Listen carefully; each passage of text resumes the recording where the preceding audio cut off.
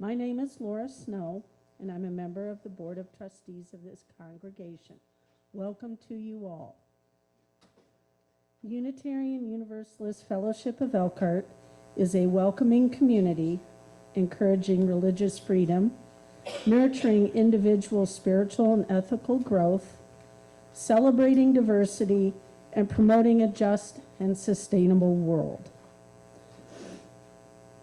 If you would like to learn more about this fellowship, please look at our website at uufe.org and join us after the service for our coffee hour. For the listening enjoyment of everyone, please take a moment to turn off your cell phones or put them on vibrate. If you need hearing support, please see our sound desk at the back and they can assist you. We do have a couple of announcements this morning. First of all, it is the first Sunday of the month, so after the service, please pick up the chairs and move them to the sides for our cleaning crew. As many of you know, last Sunday, our very own Rich Hackle suffered a stroke. He's in the hospital.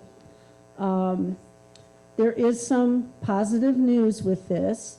He is starting to be able to move his left foot. He can laugh now and is able to respond yes or no. He has been moved to another room as well. I'm sure that Karen and Rich would appreciate cards and phone calls and even visits. but please check with them first. And finally, Euchre will be starting up again. Is it Saturday or Sunday? Saturday at 4? Right. Saturday at 4. So if you enjoy playing euchre, this would be a good chance to be competitive and meet new people and have a fun time socializing.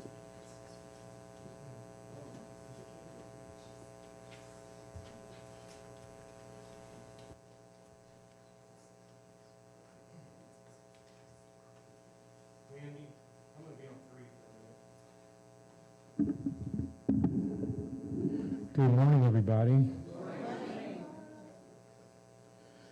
We'll ring the gong 3 times. Once for those who came before us and made a palace for us. Once for those who are here now, all of us. And once for those future beings who will forge their way into the future. For chalice lighting today. Oh, by the way, John, the chalice is not lit. Okay, so this is going to become an unusual Sunday. I'm going to try to do this kind of how I do school. One thing at school is you have to be ready to go with the flow. Yeah. So,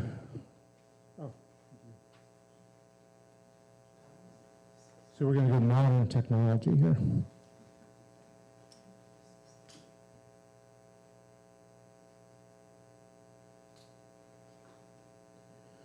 Chalice, the first gold chalice lighting I chose is from Gautama Buddha. Believe nothing merely because you've been told it, or because it is tradition, or because you yourselves have imagined it. Do not believe what your teacher tells you merely out of respect for the teacher. But whatsoever, after due examination and analysis, you find to be conducive to the good, the benefit, the welfare of all beings, that doctrine believe and cling to and take it as your guide. The second one is from Anne Sullivan, who is Helen Keller's teacher. She says, I'm beginning to suspect all elaborate and special systems of education. They seem to me to be built upon the supposition that every child is a kind of idiot who must be taught to think. Whereas, if the child is left to himself, he will think more and better, if less showily. Showily, is that a word? Showily? Let him go and come freely. Let him touch real things and combine his impressions for himself instead of sitting indoors at a little round table while a sweet-voiced teacher suggests that he build a stone wall with his wooden blocks, or make a rainbow out of strips of colored paper, or plant straw trees in bead flower pots. Such teaching fills the mind with artificial associations that must be got rid of before the child can develop independent ideas out of actual experience. I invite you to join me in the Unison Covenant. It's printed on the order of service. Love is the spirit of this church, and service is its law, to dwell together in peace, to seek the truth in love. This is our covenant. Oh, I forgot one too. Lesson 1, teachers are not perfect. So now, if we have younger people that want to flee away to a more interesting environment, this might be pretty interesting here today. Go forth with your RE teacher.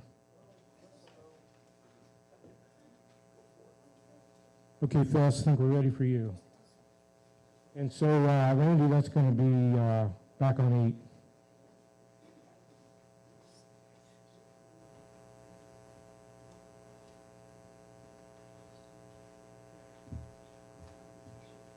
When I signed up for the morning musing a month or so ago, I didn't know what the service was going to be. But I'm so glad to be a part of this back to school morning, because I'm going to talk about the library. And while we're not going back to school, we can all enjoy learning some things from the library. As far as I know, the library started back when the church started here, because we have some books that were donated by Dorothy Boynton, who was one of the founders of the church. This is a book, History of Universalism in Transylvania, England, and America. So we have a couple volumes of that. And then when the Archives Committee is designated to take care of the library. So I'm on the committee, and I organized the library when I started by a color coding system.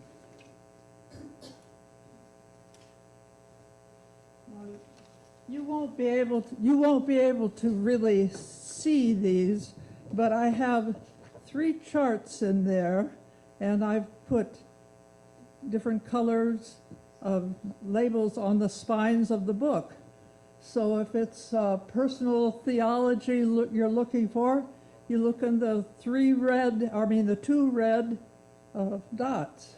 If it's poetry you're looking for, you look for the 1 big red dot. So you can see those and figure it out when you're there.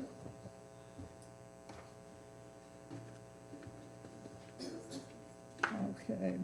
I'm going to go through just a couple of the different books that we have in there.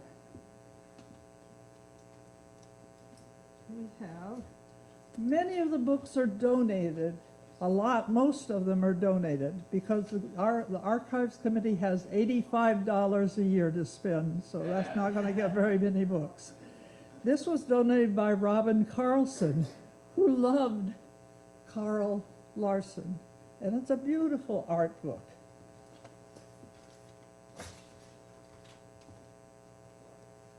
Okay, this one is one that Gordon Gibson, our former minister, wrote. That's in there.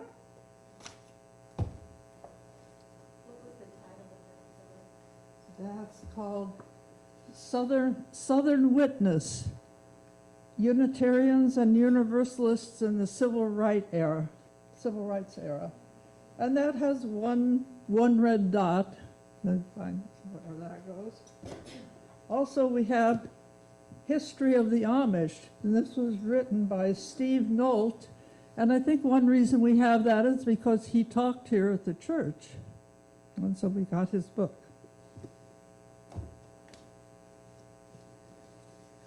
This one was donated by Dolores Cogan, The Essential Quran. That has 3 yellow dots. That's where you find that. Then we also have Mary Oliver book, and that's in the poetry section. And we have this very small fiction collection, but this is Bel Canto, which is a great novel. So, okay. Oh, one more. I thought I'd show you this. We have a lot of things that are not very current. This is a 2008 book, but it talks about global warming, and you would have some good information in there, I'm sure. Okay. Oh, and we sort of thought we've had various borrowing procedures. I think that we have a clipboard in there now. Mary, right? You have a clipboard that you have for the CDs? Yeah, and I was thinking, could they just sign their name on that if they want a book? Yeah. That's the other thing we have in there.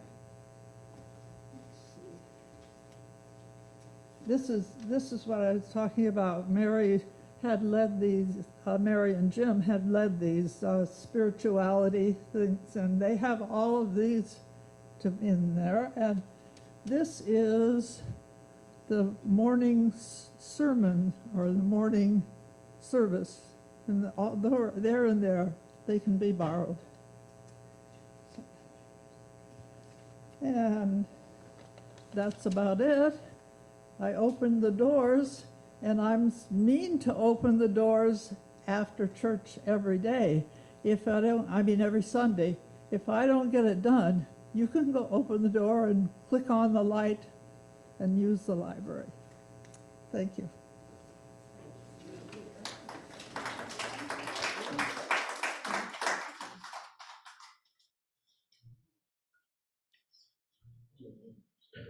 I'm on. Oh, I am on. Okay, we're going to, you might notice. Hold on, Lizzie.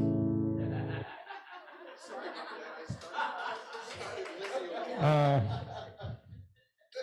new at this. That's fine. We're going with the flow, remember? So I picked hymns that I thought were pretty familiar because we knew the hymnals weren't going to be handy. The lyrics will be on here, though, if you want to watch. And if you're not sitting in a place, at least for the hymns or whatever, that you can see the screen, in my classroom, you're free to get up and move around. If you feel like you got to stand up, you got to walk around, you want to move seats, that's fine. In fact, at some point, I may ask you to do that.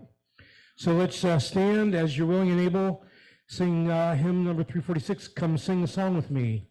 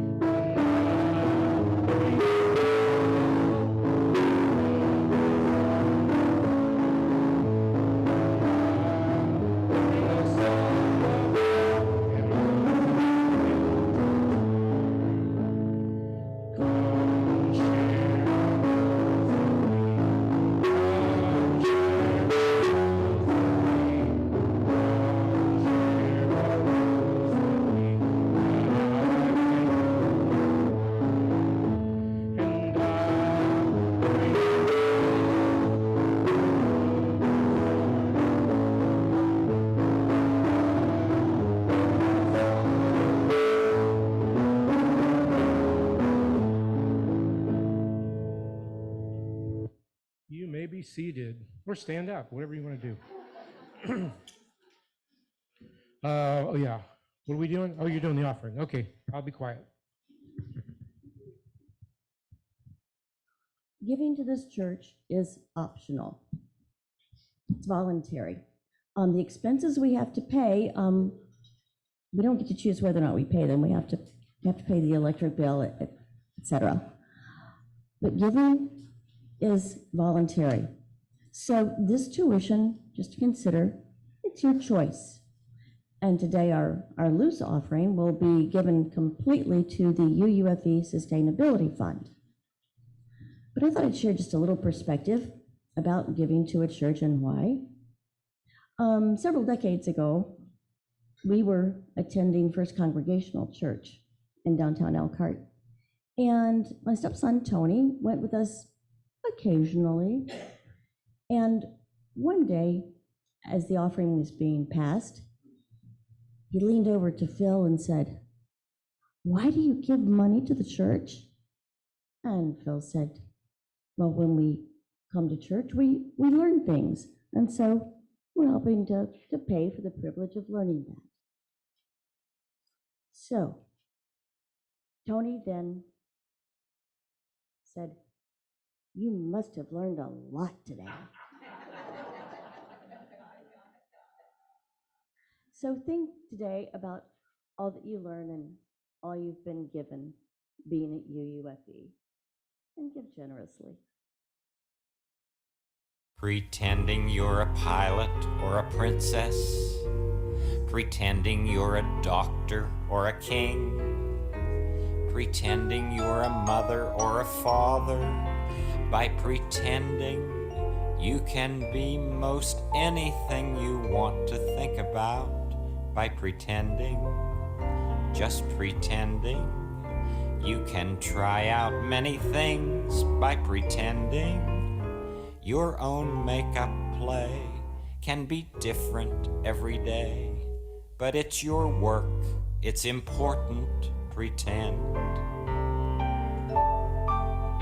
You can try out life by pretending. You can even say you're a baby today by pretending. Pretending.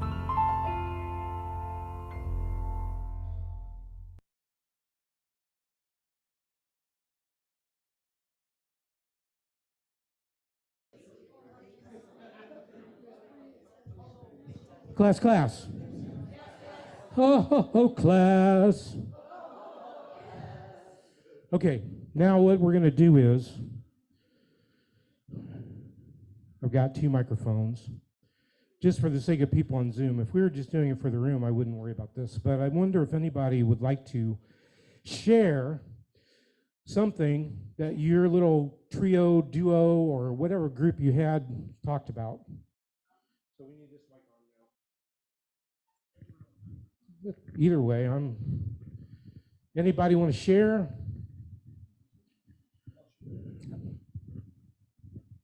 Everybody doesn't dream, but I dream every night, and I wake up, and if I can remember, I try to analyze, why did I dream that? And I can usually figure out why. So I feel I learn it every time I dream.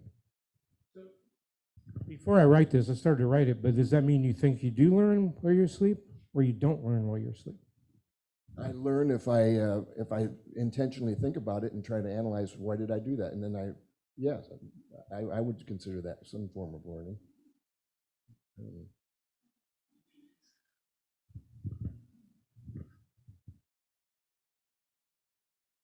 I think you learn stuff even if in your REM sleep, even if you don't remember it. I think it shows up somehow in the way you interact or think later. I can't help myself. It's September 3rd, teacher. Oh. You don't correct the teacher. I was just afraid it might be on the test, and I didn't want to get it. Well, to be fair, when I wrote it, it was September 2nd, but...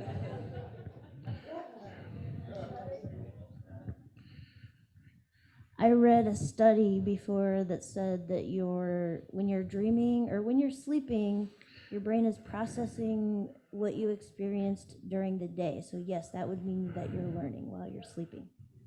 That's a yes. So I've got 1, 2, 3.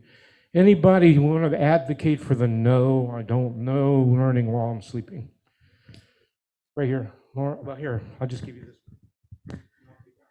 Well, as someone who tried to sleep during the day for years, it was very difficult for me to get to REM sleep. So I don't know how often I actually got to the point where my mind was actually able to process what I did or interacted while awake. So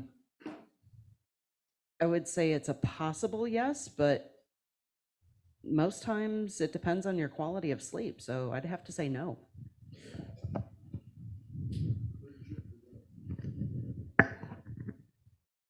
And give it to William after. We understand that the brain is still processing even when we're asleep, in dreams or otherwise. And we may not be aware always of what we're learning, but we are living as if we have learned something. And sometimes we'll wake up with like an idea, a thought that has come as a result of sleep, and we're not maybe sure where it came from. It came from waking. And other things like Yes, advocating for the no position. It is my belief that sleep is a discipline, learning is a discipline. They're not necessarily mutually interchangeable.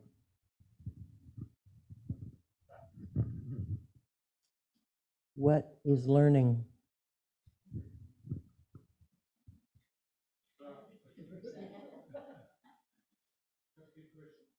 Am I off again? Oh. That's a good question. Maybe we'll talk about that next, but I'm going to let Phil have last word on this, on learning while you're asleep. I tried to teach my psychology students that there were two types of learning. Conscious learning, that you're trying to learn, but you also are learning things that you're not particularly conscious of. And one of those like simple things, like maybe at the breakfast table somebody said something, or even what they served. If I ask you in the afternoon, what did you eat? Often people will remember and what they learned about what they ate. So there's conscious and there's passive. Unfortunately, we get to the age where most of the learning needs to be more conscious. And so I try to tell the students, don't get tricked. You're not going to be able to get through all this life just with passive learning. Okay, so you can see why there was no way I could plan a sermon type thing for this morning, because I had no idea what you guys were going to say. So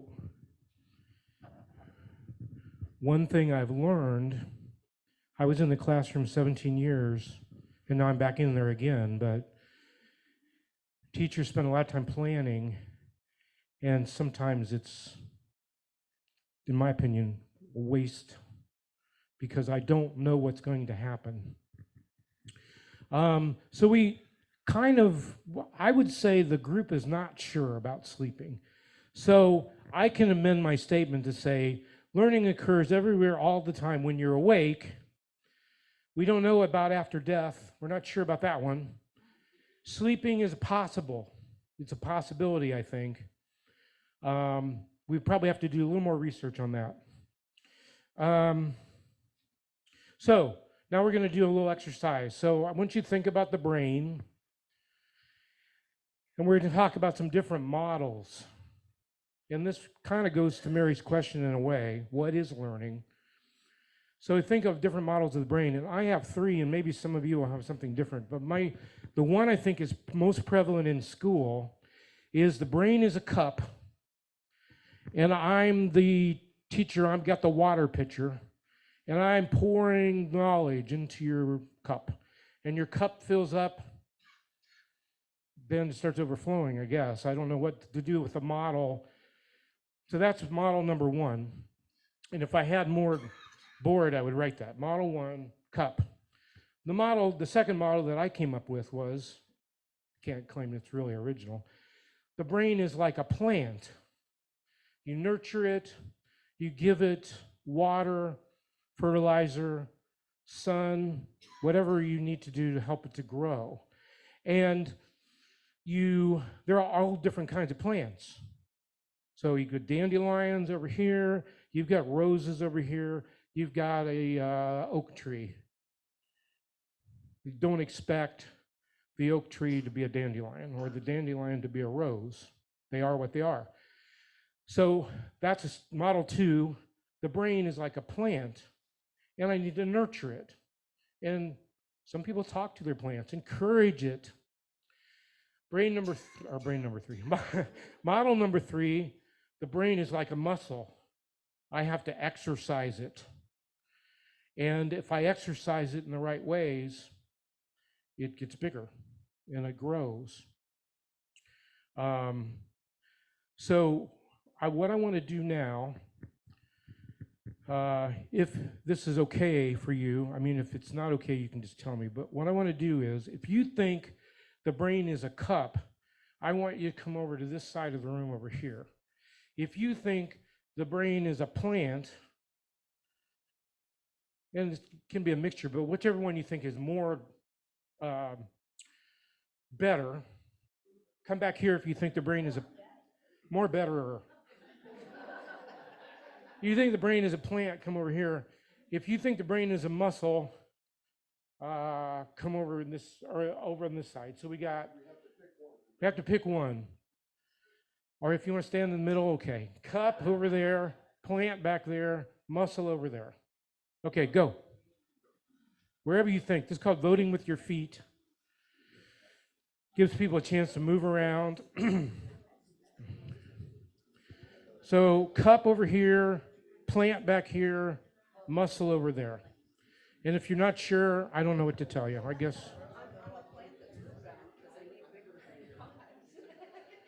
Okay. So you think the brain is more of a cup? Why? Or do you want to talk to your group? Talk to the people in your group and see if you can come to a consensus about why you think that's the best metaphor. Maybe I'll erase the board and then I can write on it.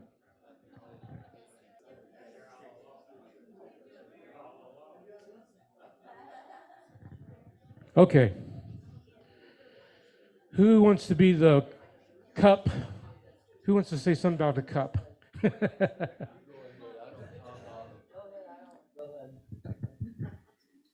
We think that we have teachers all around us and they have the knowledge and they give us that information. Okay. Mary came up with a different idea. Go ahead. I think the brain is a generative creative processor, and that as things become available, they get processed. Sounds like a artificial intelligence or something. Man, this is a big plant group. Who wants to speak for the plant group?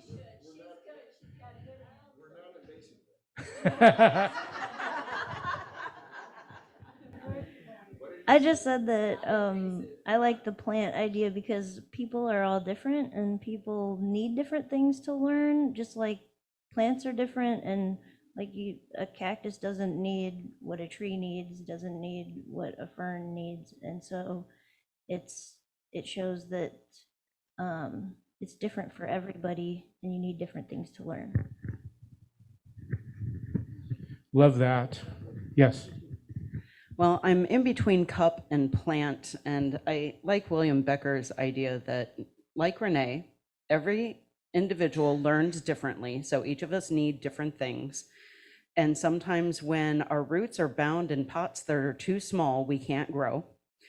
And also to speak to the connectedness of everything, if we are not allowed to grow in soil that suits our needs, we can't be connected to anything else. Good point, good point. Okay, how about the muscle group? Who's speaking over here? Okay. Okay.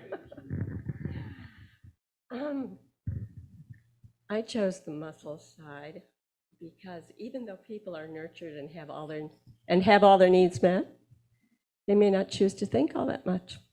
And I think you have to be curious and you have to be inquisitive and you have to be willing to have your mind opened. And that involves more of the muscle kind of theme that I heard going on here, is that you pursue, you exercise your brain, and you examine all kinds of ideas.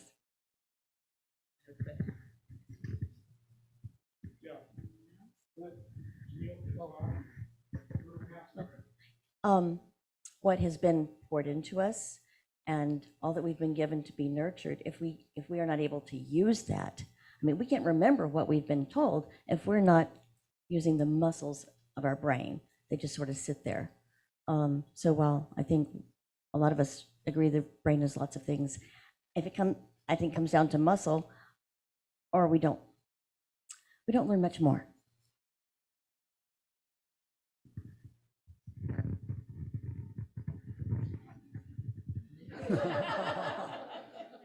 The brain is a 3-pound universe. It has 180 billion neurons. They have 6.8 trillion interconnections that fire off 30 times a second. So that in the last minute, your brain has been firing 1.8 million trillion times.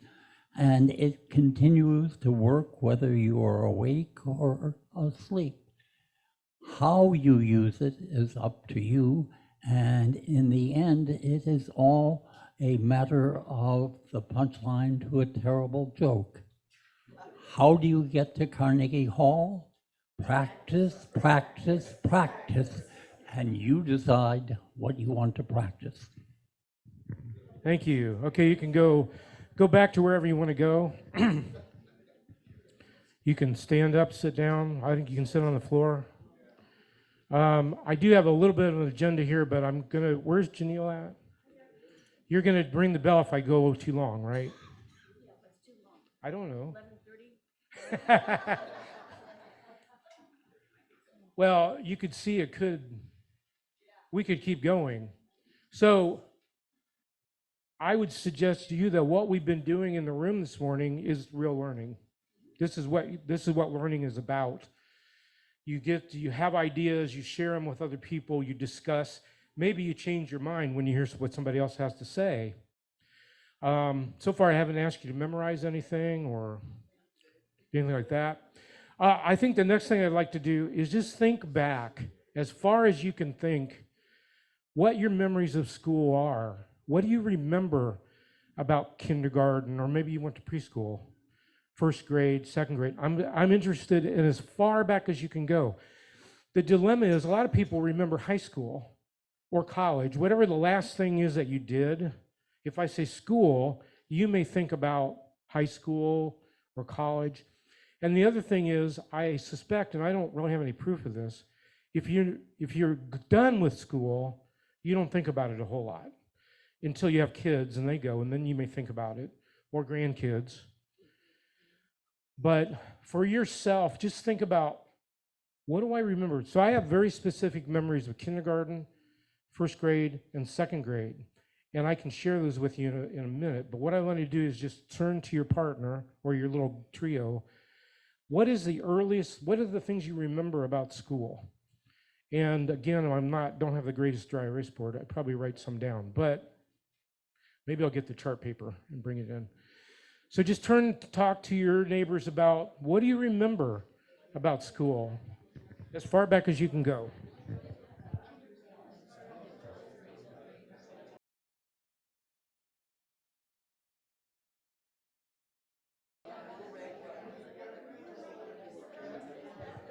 Class. Oh, class. Okay, what I'd like you to do is just yell out something you remember from as far back as you can go. And I'm going to try to write these down. Yes?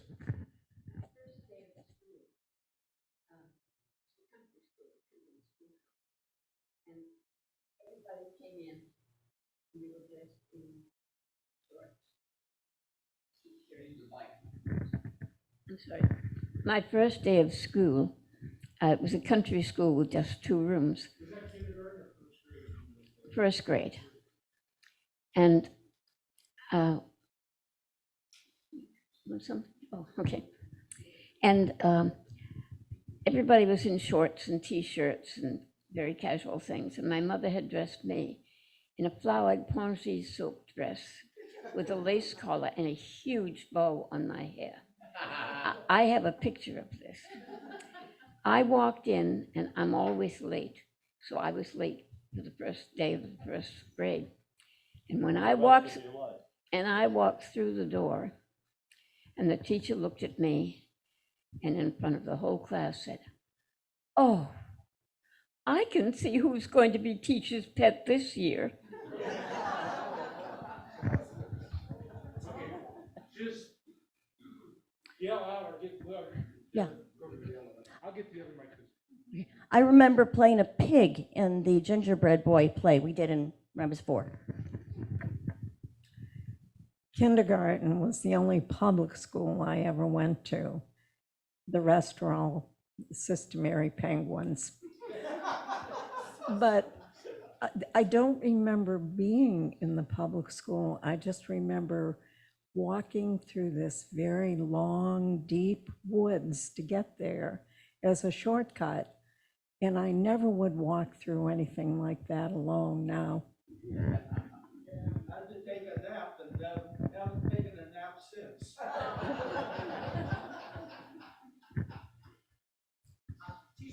Wait. Give us just a thing. The teacher told me in kindergarten that my picture of Santa Claus was wrong. My painting was all wrong. Bad Santa, bad Santa, bad Santa, bad Santa. I remember winning a spelling bee in 4th grade. I'm left-handed, and my second grade teacher, I lost my earring all of a sudden, sorry. My second grade teacher said to me, "Why don't you try this hand?" And she put my pencil in my right hand. And so I did, I tried, and I promptly put the pencil back in my left hand. And she said, "Why don't you try it again?" And I did, and I put my pencil back in my left hand, and that was the end of it. Good for you. Good for her, good for her. Yeah, she learned. Have Laura go, and then I want to try to make a point here. To follow up on that, I also am left-handed, and my earliest memory is failing scissors in kindergarten. Now, in your discussion, I wonder, we have some examples up here, and none of this surprises me, by the way, because I have a theory that what we remember about school has nothing to do with reading, writing, math, any of that stuff. What we remember is how we felt, either good or bad. If we were embarrassed by somebody, sometimes an adult, that's what we remember. So one of the points I'd like to make to educators is your real curriculum is not math, social studies, science. Your real curriculum is how do we build a community? How do we be kind to each other? How do we find out things that we want to find out?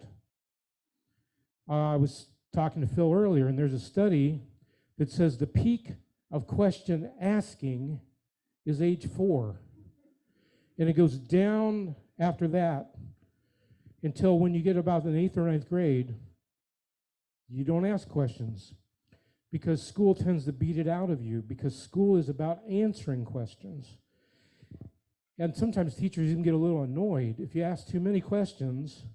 Oh, hey, wait a minute, we've got to get on with this lesson. We can't answer your questions. So I'm going to go back to the Pink Floyd songs for just a minute. I know I'm running out of time, but hopefully this has stimulated something in your mind. So when you look at the Pink Floyd songs, Another Brick in the Wall Part 2, and you have to put it in context because this is a story of a rock star that's going crazy. And part of the reason he's going crazy is because things that happened to him his whole life, including school. And the British system of public education can be pretty brutal. I think we're a little nicer in the States, but especially the kids that were growing up during the World War II era, pretty brutal. And maybe it was here too. School has become maybe a little nicer over the years than it used to be. When I was in elementary school, we still got paddled with a wooden paddle, even up to 7th grade. So Another brick in the wall, part two, we don't need no education. We don't need no thought control. No dark sarcasm in the classroom.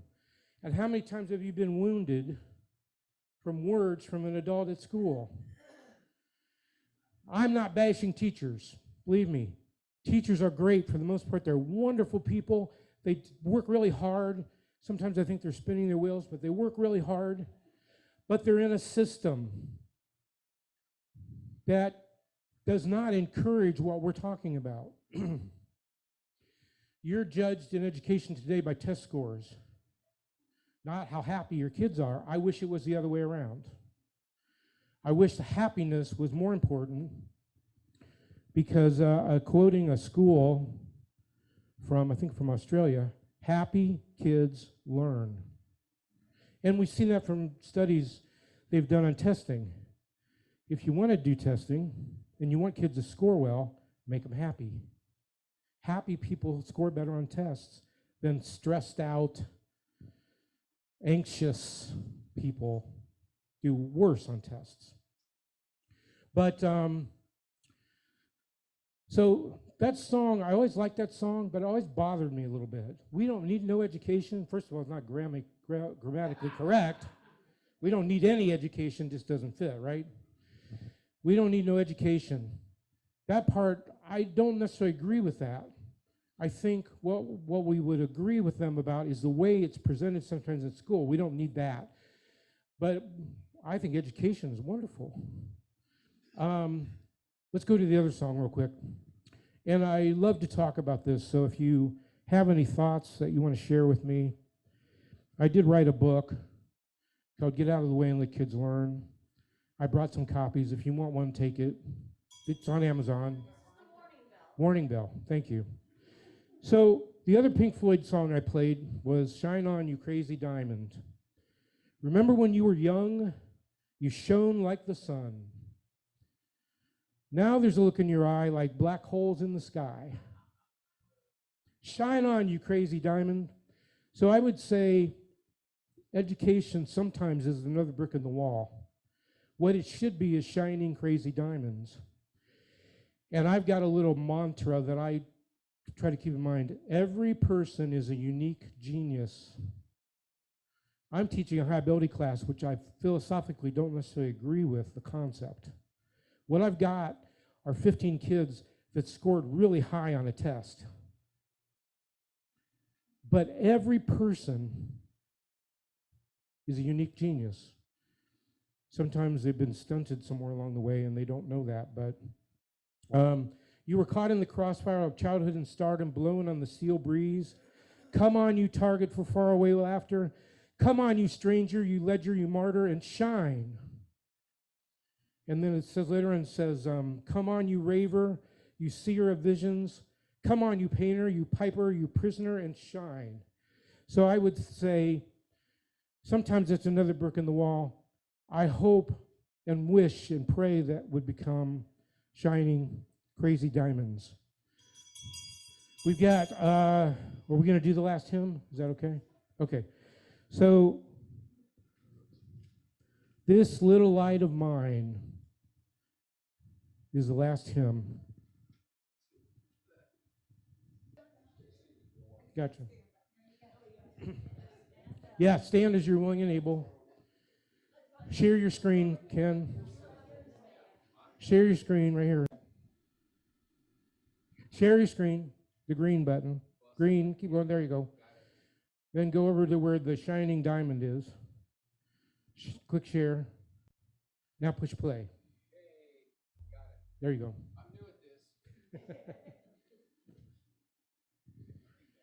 Learning day. This is learning day. Gotta turn it up.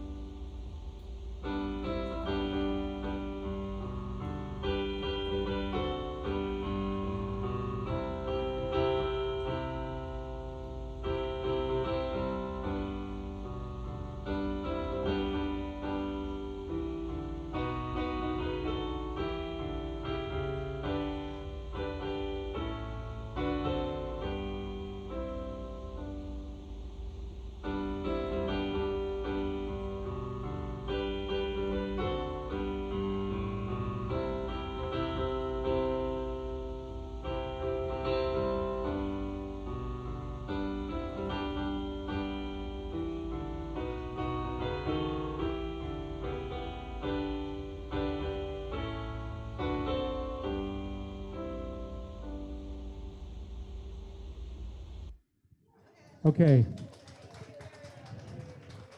Benediction. So, if your thinking has changed at all about school or been reinforced about what school could and should be, I ask you to do something about it. So, if you have children in school, there are things you can do to advocate for your child to have the kind of education that you and they want. And I'm part of a group called Unschooling School, and there's a website, unschoolingschool.com, that has lots of suggestions and resources. I will come to parent-teacher meeting with you if you want me to, or if you have a grandchild, I will come along and advocate for what you would like to see happen. Sometimes because I have the master's degree, the administrator's license, and all that gobbledygook, people at least pretend to listen to what I have to say. I don't have the doctor thing. I don't think I'm doing that, but so I did write a book. It's out there on the, you can grab a copy if you want. I'm doing a weekly podcast called Get Out of the Way and Let Kids Learn podcast. Listen to that. Peter Gray wrote a marvelous book called Free to Learn. And look that up because he's an evolutionary psychologist who studied hunter-gatherer tribes and how they learn. And so go forth, volunteer at a school, advocate for children, do whatever you need to do. The last song is by a Canadian, Alanis Morissette. This is the post-lude recessional, whatever you want to call it, who homeschooled her children, and she did what they call unschooling. So this song is called You Learn, and it kind of reinforces the first point that we were talking about. Where does